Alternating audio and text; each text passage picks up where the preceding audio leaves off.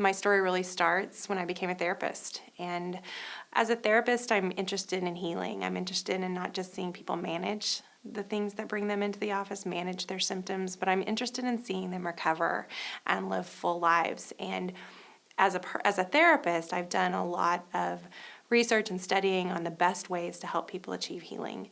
And so I always try to stay abreast of the latest things that would help me do that, the techniques that would help me do that.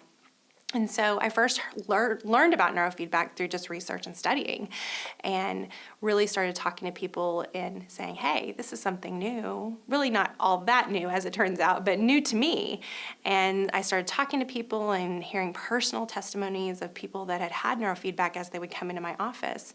And so as a result, I started researching it and really found out there's some great science behind it and said, you know what, this is worth a shot. And so my first experience with Abundant Living was that I sent some clients here and had really done great therapy work. I felt like, my clients were doing great therapy work, but there was just a piece that we couldn't get past.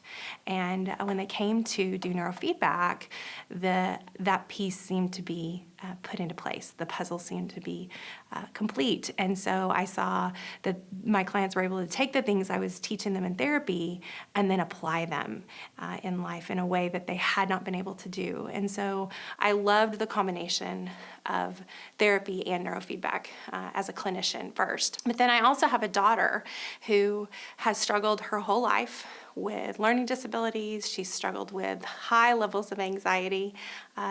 She has been in and out of therapy at various points for that anxiety. And when she turned 17, I really, even as a clinician that happens to have a daughter, but I just knew we were in over our head. Her anxiety, I could work with her on things with her anxiety, but she couldn't implement the things that I was teaching her to do.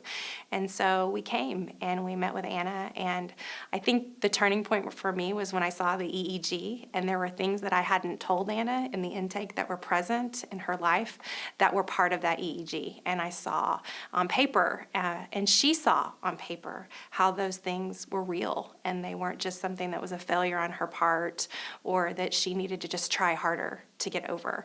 And so she came in and she started doing the neurofeedback, and I was waiting expectantly to start to see the gains. And really within about 5 or 6 sessions, I saw her do things that were very atypical of her.